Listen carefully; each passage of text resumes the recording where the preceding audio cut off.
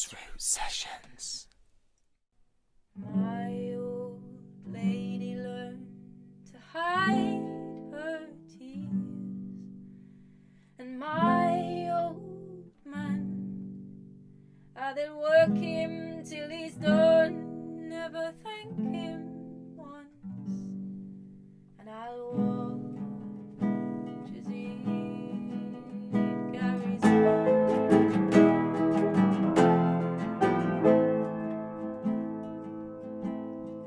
I was born on this estate, and I've been dreaming loads these days. There must be more than broken bits of people in these streets follow their feet. It seems like no one here has dreamed that they can talk about with me. I was born on this estate. I'm not a waste, in fact I'm great. As for most my age, we don't know how to talk at all with you.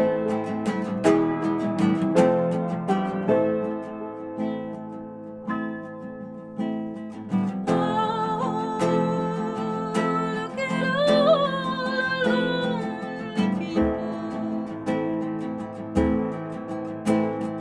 Oh,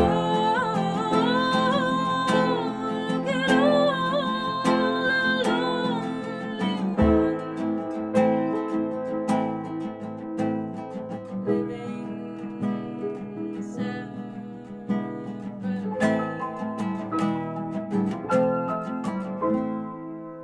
I was born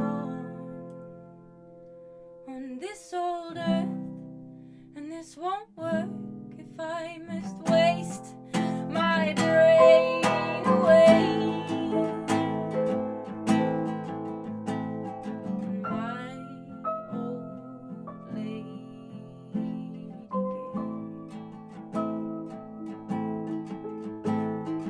my old man, well, he does the best he can, and my own mind is all that I would find if I choose life.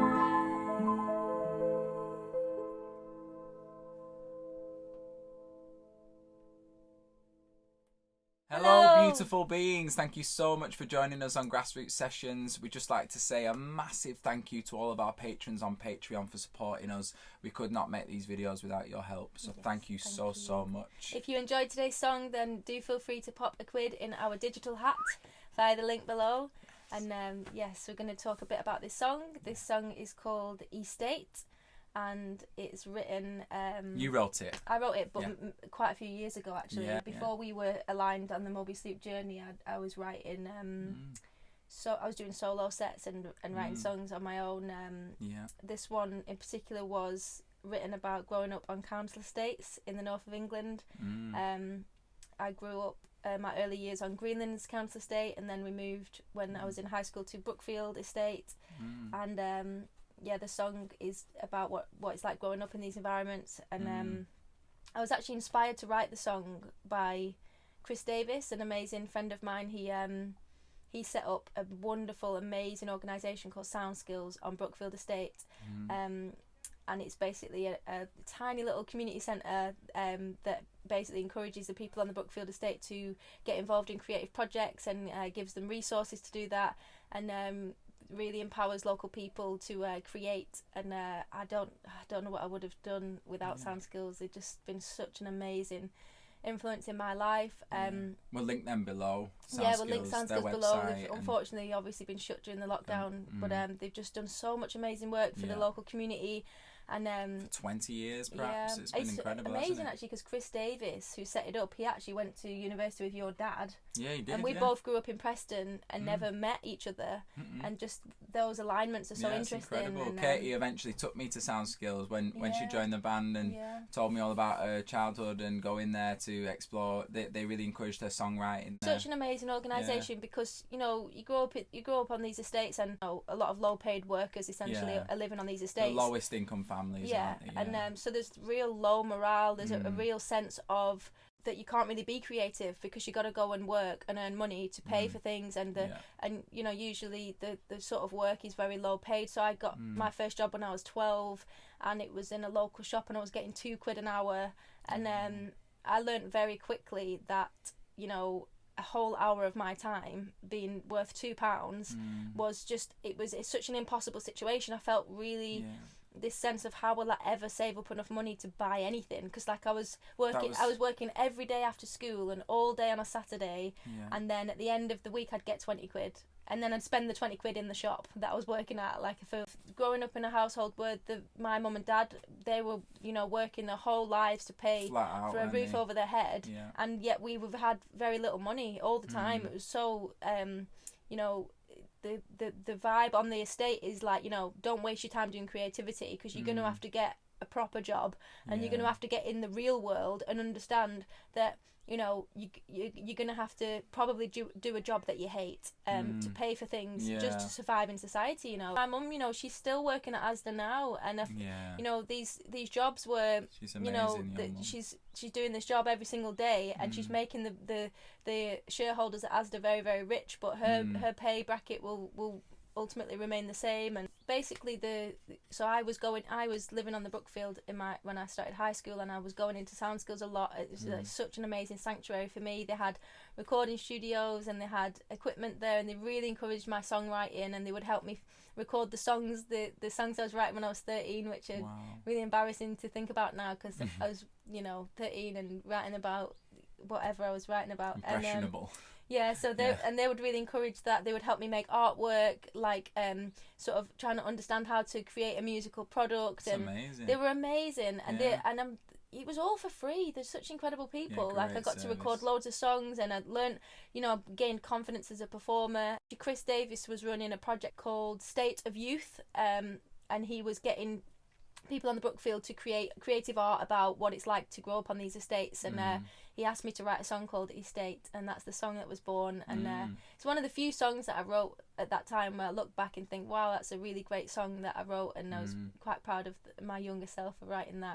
They actually made me a music video to that very song. You can watch it on there's an album on our YouTube channel called Old School Mobius Loop, and yes, that as part of the State of Youth project, Sound Skills professionally recorded me performing that song live. It's a beautiful video, and again, another amazing thing that they do for people is they help them create this content, this beautiful music video that then pushed me to feel like I could have that outlet and I could possibly pursue this creative journey. They really encouraged that in me, and just trying to get out of the mentality of I'm gonna have to go and get a job and work for by the time I was in high school and college, I was earning £5 an hour. I just knew straight away that the system's set up so that low paid workers are going to just be kept in this cycle of poverty essentially.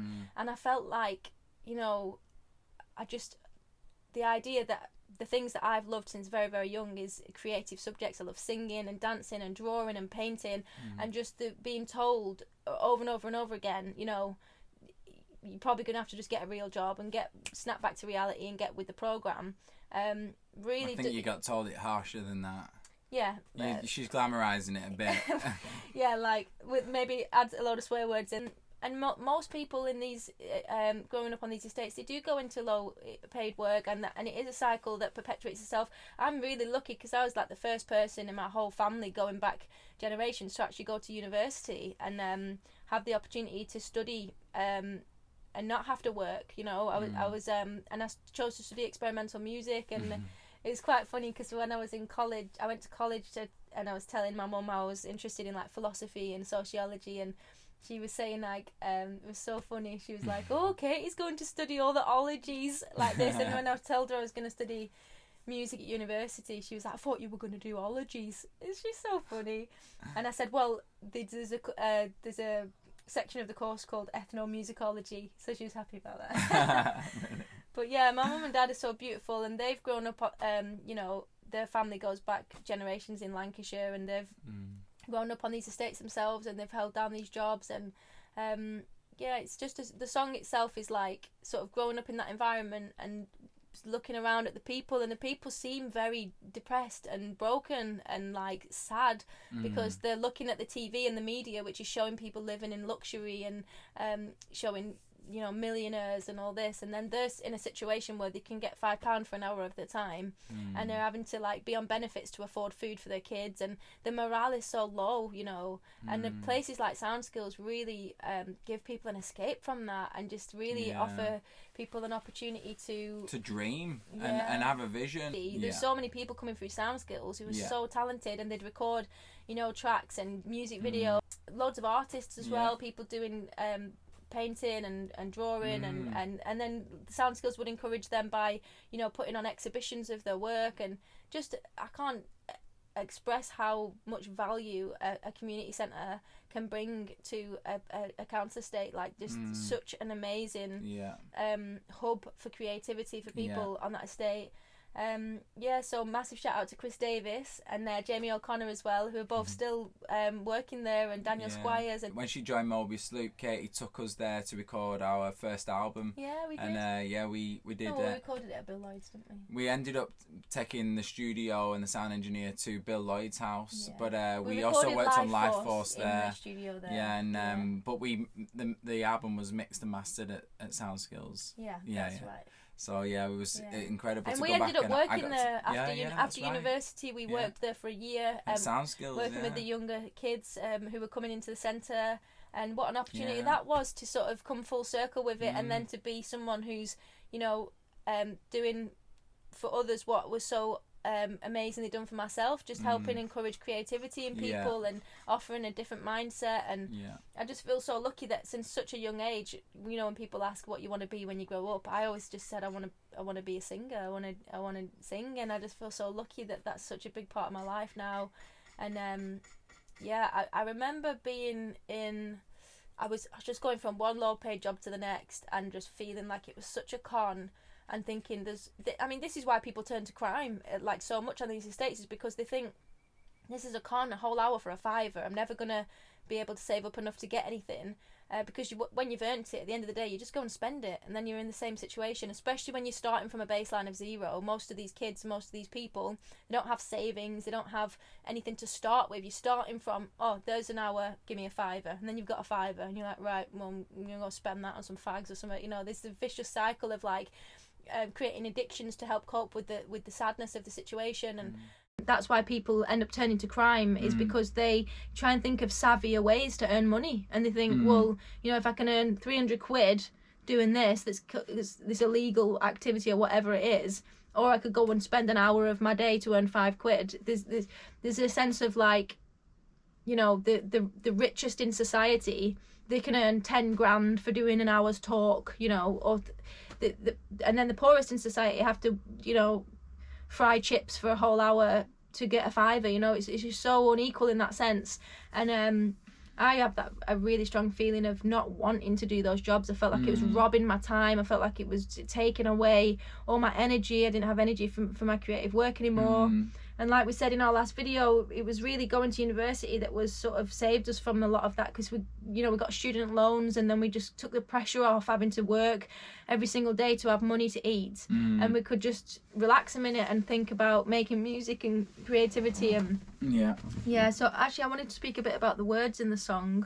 You should, they're amazing. Which is so the first verse is about, you know, the people that you see around, and the way they seem to have a broken spirit, you know, the wild imagination of childhood has sort of been stripped away, and the cold reality of having to work and earn money in this way is present. People very sort of depressed and sad situations, abusive families, addictions formed, you know, that sort of verse is about that. And then the second verse is about, you know, I'm born here, and I'm I'm not going to conform to that. You know, I'm actually a talented person, and I'm going to try and pursue it. You know, I'm singing, I was born on this estate, I'm not a waste, in fact I'm great. You know, I'm trying to give myself some self-confidence in the situation. And then it goes into the verse, which is obviously the Beatles quote, look at all the lonely people. That's you know, I didn't really even listen to much of the Beatles back then. I just sort of, obviously that's a famous line, and Eleanor Rigby. Is that what it's from? Yes. Oh, look at all the lonely people, and that song just fits so well when you're walking around these estates. Just the loneliness and the feeling of isolation, and the depression, and that sort of came through. And then it fits so well.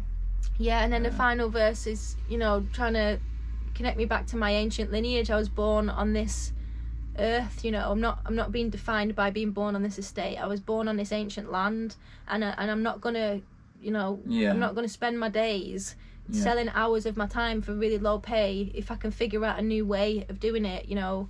It's such a powerful song. And then there's mentions of my own mum and dad, you know, growing up watching my mum and dad having to work in these low paid jobs, having to, you know, just get by always, you know, always just getting by. They had 4 kids, very little money, learn to hide their tears. Yeah, my old lady learned to hide her tears, and my old man, they'll work him till he's done, never thank him once. You know, as a child growing up and witnessing your parents having to work every single day to you know, just to pay for basic essentials like a roof over your head and you know, some warmth and some food.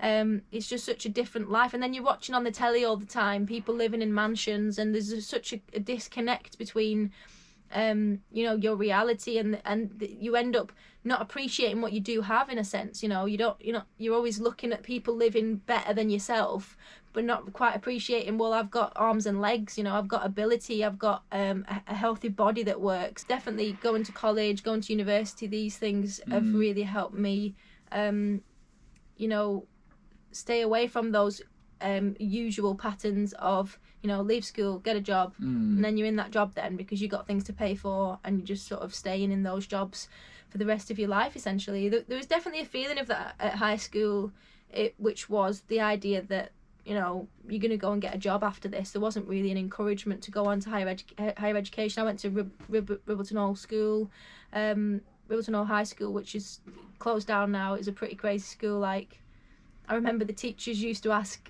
certain teachers would ask us if we would lend them fags and stuff like this. Like, it was just such a crazy school, and people would end up at that school because they get kicked out of other schools. You know, it was a bit of a melting pot of people from low income families, and yeah. So the song's just basically picking up on all of that I've grown up around, and also, from my perspective, you know, like, I've really gotten to know Katie's family over the last decade. We've been together and we're all really close now, and they've been through some really tough times with us, like grieving Gemini, and it's brought us all really close. And from what I can see, they all really appreciate the gifts you've got, you know, as a singer and a dancer and an artist, and they're all really proud that you did something with those skills, you know. And she's like, especially your sister and your mum, she's got so much support emotionally now from them. They're so proud of you, aren't they? Yeah, they come to our gigs and they'd be right at the front dancing. Yeah, and that they're really sweet. And like they send sweet messages saying so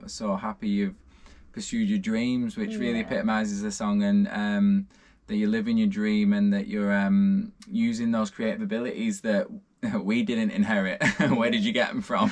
Then they used to say, what did they used to say? Yeah, they just used to say, where did you come from? Stuff like this. Stuff like that. Yeah. You're not one of us, you. Stuff like this. Yeah, so it's definitely paying homage to the estates that we or the places that we grow up, and not always allowing them to define us and what our future is, and but paying respects to that, and giving thanks to that, and definitely giving thanks to Sound Skills and to my schools, Greenlands Primary School and Ribbleton Hall High School, again places where I was able to flourish creatively, and it's unfortunately not the case for everyone. It's a difficult place to grow up, really, especially if you're from you know, I had friends who were from abusive families and families with alcohol addictions, drug addictions, and the children growing up in these environments is really tough, you know, to try and get out of that cycle. It's an incredible thing to even make it into life, you know, like the chances of us being born is incredible, and then the chances of you coming through an upbringing in that environment on the council estates in the north of England, the desolate north, as Boris Johnson and all his mates like to call it. So to come through that and to now be sending your message out with all this love and hope for people is such an inspiration to me, and I think to so many other people. It's great that for people to know that you've come from such a low income family. You know, it's not like she's not been raised by a bunch of like bohemians in some yurt on 80 acres and just it was very much you had to fight to be a musician and an artist today, didn't you? And a lot of people discouraged it because it's not a practical reality for people. And the disappointing thing is that everyone has a special creative gift. And the people, especially on these estates, they're just not given the time, money and resources and love to pursue it or find it. And this song, from what I can see, is just calling for people to try and pursue that dream, and also honouring sound skills for even landing in your life and being there to help you pursue it. Yeah, definitely. Massive love to sound skills. If you do have any questions about the song, then feel free to write in the comments below. And thank you so much for joining us today on Grassroots Sessions. If you enjoyed the song, then please pop a quid in our hat. And yeah, we'll see you next time on Grassroots Sessions. Farewell.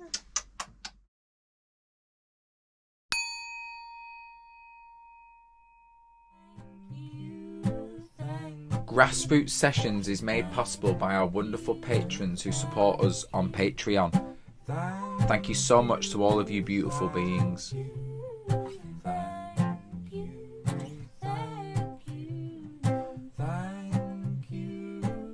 Please join our Patreon today to help us create more videos. Donations are also very welcome here.